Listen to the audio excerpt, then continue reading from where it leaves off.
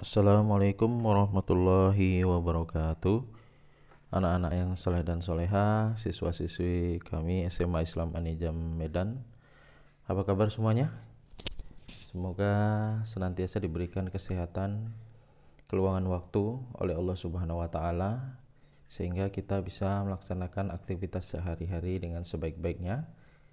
Terutama pada saat kita melaksanakan pembelajaran daring ini sehingga tetap belajar dengan maksimal walaupun dari rumah dan tentu saja memperoleh nilai post test yang sebaik-baiknya. Masih dengan saya Bapak Andi Darmadi, guru SMA Islam Anijam Medan. Sebelum kita mulai pembelajaran, ada baiknya kita melafazkan Bismillahirrahmanirrahim. Baik anak-anak, kita lanjutkan pembelajaran kita tentang karya ilmiah ya. Ini adalah bagian terakhir, yaitu tentang kebahasaan karya ilmiah. Baik, tujuan pembelajaran ini adalah yang pertama, diharapkan siswa mampu menganalisis sistematika karya ilmiah. Nah, ini adalah sambungan dari pembelajaran yang telah lalu. Dan yang kedua, diharapkan siswa bisa menganalisis kebahasaan karya ilmiah. Baik, kalau kita berbicara sistematika ya, kita memperjelas apa yang sudah kita pelajari kemarin ya. Itu terdiri dari bagian awal. Ya, bagian awal itu ada halaman judul, ada lembar pengesahan, ya kan? Ada kata pengantar dari penulis, daftar isi dan daftar lain yang diperlukan, dan juga abstraksi ya.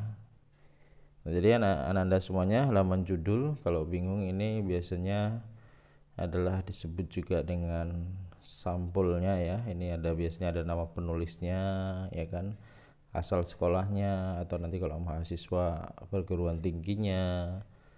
Nah, tadi ada judul, kemudian ada tahun penulisan. Nah, ini disebut dengan halaman judul ya, covernya gitu ya.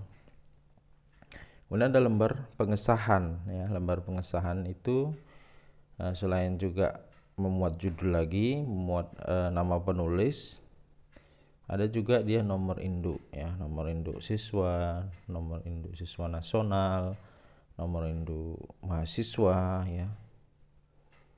Dan lembar pengesahan ini biasanya ditandatangani oleh kepala instansi yang bersangkutan. Lembar pengesahan juga diberi tanggal ya, sesuai dengan tanggal yang kita buat ya ketika penelitian ini berlangsung ataupun karya ilmiah ini berlangsung ya, selesainya kapan gitu ya. Kemudian ada kata pengantar ya. Kata pengantar sudah di bagian awal ya. Ini adalah biasanya berisi ya terima kasih kepada pihak-pihak yang mau membantu bekerja sama, dan juga berisi saran ya, masukan apabila terdapat kekurangan dalam karya ilmiah ini. Kemudian daftar isi dan daftar lain yang diperlukan. Nah, daftar isi dulu untuk memudahkan dalam pencarian yang diperlukan. Sementara daftar lain yang diperlukan itu maksudnya adalah seperti daftar gambar, daftar tabel, ataupun daftar lampiran-lampiran. Nah, abstraksi itu adalah ringkasan karya tulis ya. Biasanya ditulis dalam satu halaman saja yang mencerminkan isi keseluruhan dari karya tulis. Ya, mulai dari latar belakang, tujuan, landasan teori yang mendukung ya, metode penulisan, pembahasan, kesimpulan, dan rekomendasi. Ini disebut juga dengan kalau film itu trailernya lah gitu, disebut dengan abstraksi. Jadi orang tergambar ketika membaca abstraksi ini ya. Nah, tertarik dia untuk melihat lebih banyak lagi, lebih dalam lagi terhadap karya ilmiah yang kita buat. Baik, kemudian ada bagian inti ya. Bagian inti ini biasanya terdiri dari pendahuluan ya, berisi tentang latar belakang ya, apalagi kemarin latar belakang masalah, ya, identifikasi masalah, ya kan, pembatasan masalah, ya kan. Apalagi kerangka teori ini ada kerangka teoritis juga ya. Kerangka teoritis itu juga masuk bagian inti ya. Kenapa? Kerangka teoritis adalah kumpulan beberapa teori tentang karya ilmiah yang kita buat. Nah, kalau tidak ada kerangka teoritis, ini adalah nanti persepsinya tidak sama apa yang kita bahas dengan apa yang orang lain maksud gitu. Kemudian ya sampai tujuan, manfaat, ya itu bagian pendahuluan. Ya, kalau gagasan ini sudah pasti ya, sebuah karya tulis itu diambil dari gagasan yang objektif ya, orisinil, gagasan yang kita cetuskan dari hasil bacaan, dari hasil wawancara, mengamati ataupun observasi ya di sekitar kita, atau bahkan harapan ataupun imajinasi yang kita harapkan itu ya relevan ya dengan tentu saja dengan yang sedang terjadi. Juga gagasan ini berisi juga solusi ya nak ya, solusi yang pernah ditawarkan atau diterapkan sebelumnya ya. Kalau bingung kita tuliskan saja ya nak ya, biar jangan bingung. Jadi gagasan ini biasanya berisi kondisi ya ataupun kondisi kekinian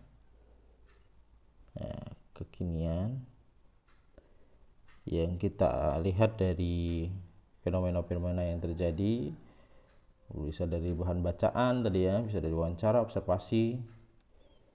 Itu disebut juga dengan masalah ya kan. Kemudian kita punya solusi ya, inilah yang disebut dengan gagasan. Baik ya, jadi selain itu juga ada pihak-pihak yang terlibat ya, pihak-pihak yang bersangkutan ya dengan gagasan yang akan kita buat. Kemudian ada langkah-langkah strategis ya. Langkah strategis ini juga berkaitan dengan gagasan ya, yang harus dilakukan untuk mengimplementasikan tentunya ya, mengimplementasikan ide kita itu atau gagasan kita itu, sehingga tujuan ataupun perbaikan yang diharapkan dapat tercapai. Gitu dia ya nak ya. Baik, berikutnya adalah bagian akhir yang sudah kita bahas kemarin ya. Pasti ingat ya nak ya, ada daftar pustaka ya kan. Ini daftar pustaka yang ditulis untuk memberi informasi sehingga pembaca dapat mudah menemukan sumber yang disebutkan ya, sumber.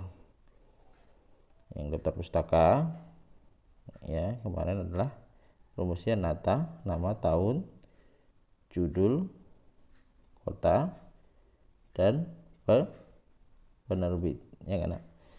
Nama, tahun, judul, kota, penerbit. Nataju Kobit. Nanya itu nama pengarang yang dibalik penulisannya. Tahunnya, tahun judul tahun buku itu dibuat, dan judul bukunya apa, kotanya di mana, dan penerbitnya apa. Adalah bagian daftar pustaka. Nah, berikutnya kita lanjut saja ya, kebahasaan penulisan karya ilmiah. Ya, karya ilmiah yaitu bisa dilihat kebahasaannya nanya di halaman 193 buku paket, yaitu menggunakan kata yang bermakna denotasi ya, untuk mensamakan ya persepsi. Jadi dia harus objektif ya, dalam sebuah karya ilmiah itu harus bersifat objektif, yaitu ditandai dengan pilihan kata yang impersonal ya kan. Kalau di pelajaran yang lalu sudah kita bahas. Hal ini tentu saja berbeda dengan teks lain yang bersifat non ilmiah, semacam novel ataupun cerpen yang pengarangnya bisa menggunakan kata ganti aku, kamu, dia ya. Sementara kalau dalam karya ilmiah itu harus bersifat umum ya, yaitu misalnya menggunakan kata penulis, peneliti. Ya, hal ini penulis memilih sampel, nah, gitu ya. Nggak boleh kata aku ya. Baik, ya kalau kemudian itu harus, misalnya kalau kita ambil contohnya, saya bermaksud mengumpulkan data dengan menggunakan kuesioner, nah itu tidak boleh, seharusnya diganti ya, di dalam mengumpulkan data penelitian ini penulis menggunakan kuesioner. Nah, kemudian biasanya banyak menggunakan kalimat pasif ya, pasif. Nah, di dalam makna denotasi ini juga disebut juga makna lugas ataupun yang sebenarnya. Makna lugas ataupun yang sebenarnya, artinya apa? Apabila penulis menyampaikan informasi misalnya bermakna X, pembacanya pun harus memahami informasi itu dengan makna X pula. Jadi informasi X yang dibaca harus merupakan reproduksi ya, yang benar-benar sama dari informasi X yang ditulis. Makanya ada yang disebut tadi adalah batasan masalah, kemudian ada kerangka teoritis yang berisi teori-teori dan pengertian yang kita maksud dari yang kita tulis ataupun kita teliti tersebut. Nah, jadi maknanya yang terkandung itu harus dalam kata-kata yang harus diungkapkan secara eksplisit itu ya, lugas ya, tidak ambigu ya, atau tidak menimbulkan makna ganda atau makna yang lainnya.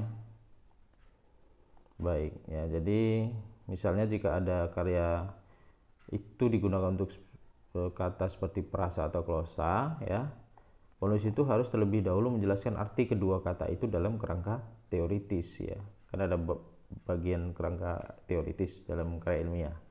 Jadi prasa atau klausa itu harus dijelaskan di situ ya, sehingga akan sama pemahaman penulis dengan pembaca ya, menyamakan persepsi ya antara penulis dengan pembaca untuk menghindari timbulnya pemaknaan lain oleh pembaca terhadap maksud kedua kata itu. Baik, itu ya, makanya harus denotasi, tidak boleh konotasi, tidak boleh idiomatis, karena itu nanti karya sastra jadinya ya. Kalau ini karya ilmiah harus denotasi. Baik, kemudian ini tata cara penulisan saja, yaitu ada di buku paket juga halaman 94 itu 194 itu ada tabel-tabel. Nah, ada yang di situ ada contoh kalimat denotasi, konotasi, mana efektif tidak efektif. Nah, itu adalah bagian dari karya ilmiah. Nah, biasanya dalam karya ilmiah itu ya istilah asing ya dicetak miring. Ini yang sebagai pengetahuan saja ya nak ya. Istilah asing dicetak miring dituliskan dengan benar ya. Kalau misalnya kata-kata ini masuk ke dalam karya tulis ilmiah, maka ini harus ditulis miring gitu maksudnya. Kemudian sebaik jangan menggunakan kata ganti orang, ini sudah kita bahas. Misalnya dapat kita asumsikan ataupun dapat saya asumsikan, nah ini kita hindari dan tidak boleh. Bisa diganti dengan dapat diasumsikan, artinya bisa dia dipasifkan ya, pasif, atau juga penulis berasumsi, nah gitu juga. Menggunakan kalimat pasif udah, gambar, tabel dan persamaan pernyataan kutipan diberi sumber acuan ya, itu saja. Kemudian kekonsistenan dalam penulisan ya, kalau kalimat satu mengenai seluler, maka berikutnya pembahasan adalah tentang seluler juga ya kan, nah, telepon seluler maksudnya. Nah, itu jadi konsisten antara satu kalimat dengan kalimat berikutnya, tidaklah kalimat satu dalam satu paragraf itu berbicara tentang A, kemudian kalimat 2 berbicara tentang B, bahkan Z, itu kan terlalu jauh. Baik, berikutnya tulislah dengan lengkap. Misalnya seharusnya, nah ini kan tidak boleh seperti ini ya, harus dituliskan seperti ini, disingkat YG gitu ya, nggak boleh harus siang. Nah, ya, jadi kalau ada singkatan, misalnya di dalam karya ilmiah itu ada singkatan MU, Mobile Unit. Ini cukup sekali saja dituliskan di kalimat berikutnya. Kalau ada singkatan ini lagi cukup dibuat MU saja. Kemudian gunakan EYD, ya, EYD atau sekarang disebut PUEB, ya, berpedoman pada EYD ini dan PUEB.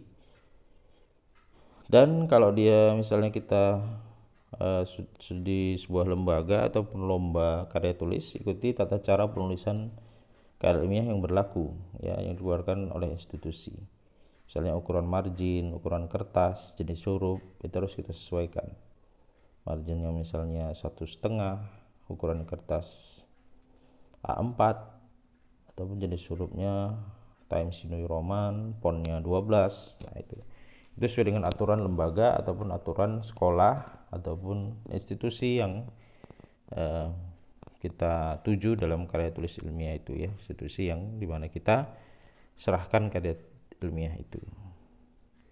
Baik, itu saja ya nak untuk menjadi pamungkas, ya, terakhir dalam pembelajaran tentang karya tulis ilmiah ini. Ini adalah pembelajaran yang terakhir. Ya, mudah-mudahan apa yang sudah kita pelajari dapat dipahami dengan sebaik-baiknya. Nah, kalau ada yang kurang jelas, silahkan Anda boleh diskusi di grup WA kita, ya.